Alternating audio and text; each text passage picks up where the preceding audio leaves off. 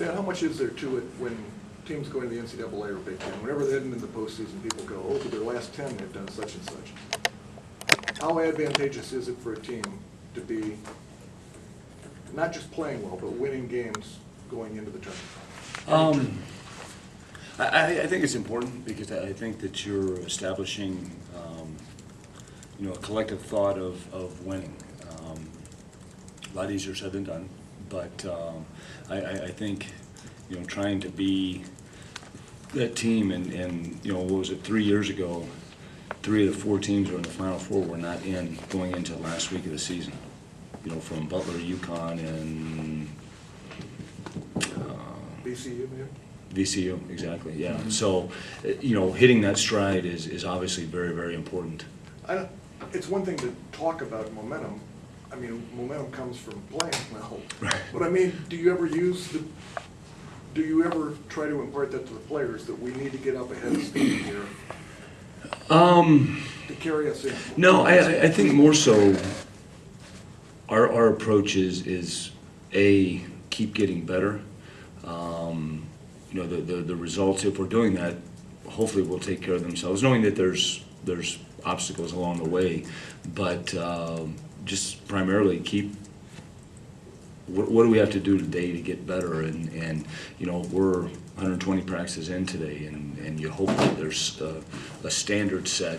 Now dotting the I's and crossing the T's become probably more important, as well as preparation for your next opponent. A little off topic, but I was wondering what your reaction was to Evan getting traded to Indiana and teaming up with another former National Player of the Year of yours, and David West. Well, I'm excited for Evan because I talked to Evan. He's excited. Ironically, I came off the practice floor and missed a call from David, and called him back. And you wish that everybody would understand why he was calling me, because he wants to win an NBA championship and he wanted to know everything he could about Evan Turner in terms of him fitting into what the Pacers are doing, where most guys, they can't comprehend a guy doing that. But I think that tells you a little bit about David. But no, I'm excited for Evan, and obviously I've always been a Pacers fan, spending 12 years of my life in Indianapolis. They're kind of one of my favorite teams, so having those two guys over there is awesome. Kind of along those lines, I mean, there's a good chance those two wind up in the Eastern Conference Finals, maybe with Greg, and Mike wound up in the West Finals last year. How big of a recruiting tool is that for you? Yeah, I don't know per se. I just know that it makes my May and June very, very rewarding and exciting to sit down and watch the games. There's no doubt. And I get to see David a couple years ago in Game 6 against the Heat, and spend a little time with him. But that's I'm sure it hopefully helps us a little bit. Yeah. Minnesota was already somewhat of a bubble team and may have broken that with that loss to Illinois the other night. Just them coming in here, the urgency that they're going to bring when they come in here, knowing they've already beaten your team once, and the thought of that first game, just how that all mixes together, and yeah, the challenge you guys face. Well, I think the great thing we have going, and I don't know how many we've played, 13 or 14 Big Ten games. Every single one of them has had that type of sense of urgency. Mm-hmm. So, not expecting anything drastically different from them or for us. I think from the standpoint of, this is a team that knocked us off earlier, and, hopefully that in itself, taking, regardless of what they're thinking about, it's what we're thinking about and what we have to do.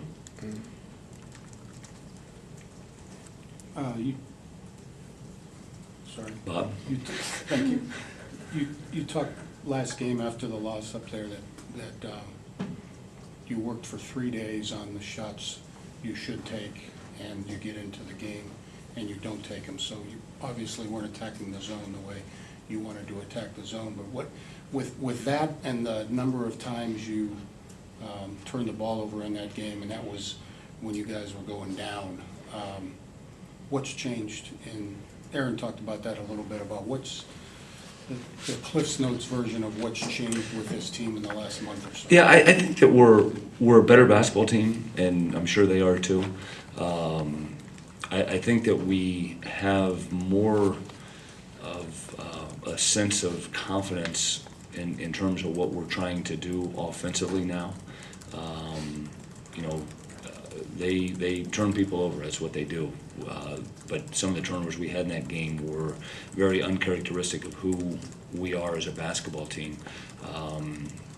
But I think that we're probably a little bit more sounder and sure on what we're trying to do at this stage. What, without giving away your game plan, what are you trying to do offensively? Do you need to be more aggressive than you were at points in January? Yeah, I think an aggressive patience and you know, just more of an understanding of where we need to attack certain situations and what's the best way to do it. Timing is a key. If you're man or zone, timing is very important in terms of ball movement, body movement. You know, there's nothing worse than when you catch and the ball is supposed to be swung and the guy's like still coming, plays over. And I think those are the things we're getting better at. And how, just one last thing on that, how are you, teams have played some zone against you lately, but not like you, I don't think you saw it for a while there in January. How are you attacking the zone now, and do you think you'll see much of it from Minnesota? You know, I think we will, because it's what they do. You know, they've shown, looking at certain teams, they just say we're going to zone them, and a majority is zone. Other teams, you know, man-to-man, the press is pretty stable in what they do. But I like how we've been in terms of that. You know, the last, I think Illinois played one possession zone, and we had 3 points, so that was good. We'll take that anytime.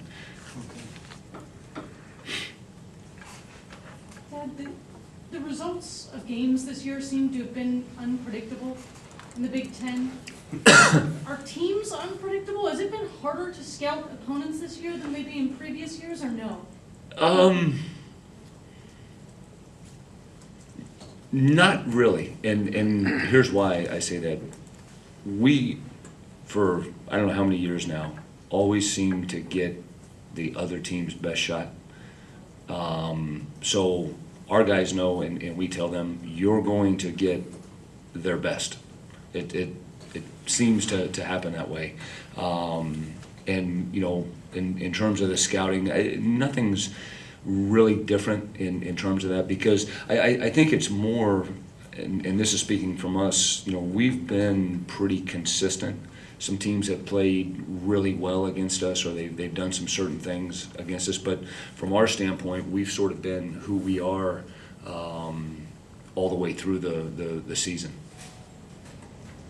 I know, obviously, you don't ever want guys to get technical fouls, but when you have an incident like the other night, do you like guys coming to the aid of a teammate? I mean, I don't know, you know, do it. Yeah. I mean, is there whatever happened with Q? Do you is there any part of like you like the idea, maybe not the execution, or what should guys do in that situation? Yeah, you know, honestly, I thought somebody was going to ask me that, and I thought was a politically correct answer that I could give. I want to get in trouble, but yeah, I like guys standing up for teammates. Obviously, as you said, the execution may not have been appropriate at the time.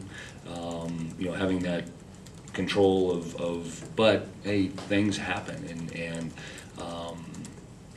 you know, I wouldn't say that I'm proud. I don't like that at all. I didn't like the situation, but you know, you've got a group of guys that spend a ton of time together, and somebody swings at a guy. You know, but that's how trouble gets started. That's how, you know, so you can't have that. And that is the politically correct thing. We won't stand for that. Completely off topic now. Second one, he asked an off-topic question. Yeah. The Wichita State's the last undefeated team. They're the team that knocked you guys out of the tournament last year. I don't know. I mean, it's from afar. You're worried about your own team. I don't know. You saw them up close and personal.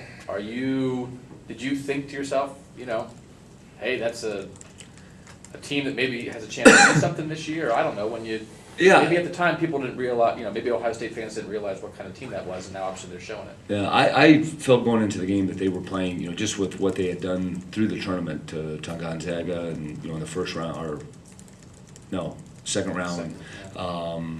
they were rolling, and obviously they've done a great job of continuing that momentum going forward. I have not got to see them, I've seen bits and pieces, but I haven't seen enough of them to make a judgment. I don't know what they did non-conference wise or, anything like that. I mean, just what we've seen in college basketball with what Butler did a couple of years ago, and San Diego State this year. I mean, you did it at Butler and Xavier. Does anything surprise you anymore, or for a team from a conference like that to be playing like this? Is that just what college basketball is? I think that's what it's become, and we use the word parity. I mean, it's.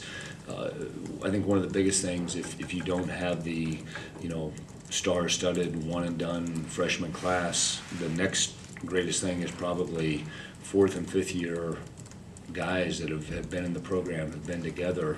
I think that's where it kind of lends itself to the next phase of having a great run, if you will. Would you, Are we going back on topic now, or? yes, back on topic, Ohio State basketball.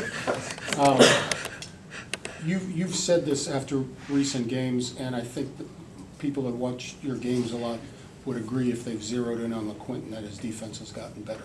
Yeah. And if you could just, Aaron weighed in on it, but how has it gotten better? And you're closer to playing five guys connected because of it? Yeah. He's trying a lot harder. He's appears to really be seeing things happen that he's needed to see happen. He messed up a tag the other night. It wasn't his tag, and they got an open shot. They missed it, and there was like a dead ball timeout. And one of the coaches says, "Q, that's not." I said, "Hey, at least he tagged somebody. It's all good." You know what I mean? It wasn't his, but by God, he was thinking help. And I just think it's become kind of important to him. He's a lot like Deshaun. There was a day when he started taking pride in getting the stops and doing what he was supposed to do, and you really see that with LeQuinton. Hopefully, knock on wood, he'll continue that, because it's definitely helping us. When did you first see it from LeQuinton? You started to see signs throughout the course of the year. He's just been a lot more consistent. The last couple of games, he's been very, very good. Throw one last thing in. Eliason had a big game against you guys the first time. How important, we saw what happened with Amir, just how important is he brings it tomorrow against him? Well, that's huge, because I think their big guys had 17 points and 9 rebounds, or more than that, 13 rebounds, and we definitely have to get the job done on the inside defensively. And they've shown they can step out and make jump shots, and that's going to be a big part of the game.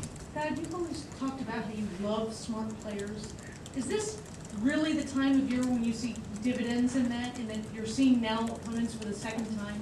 Yeah, absolutely. I think that's something, when you have guys that think the game, when you have guys that can watch film, and you see the questions they ask, their minds working in terms of, okay, how does this advantageous to help us play better? Yeah, that's a big, big difference. Thanks, Coach.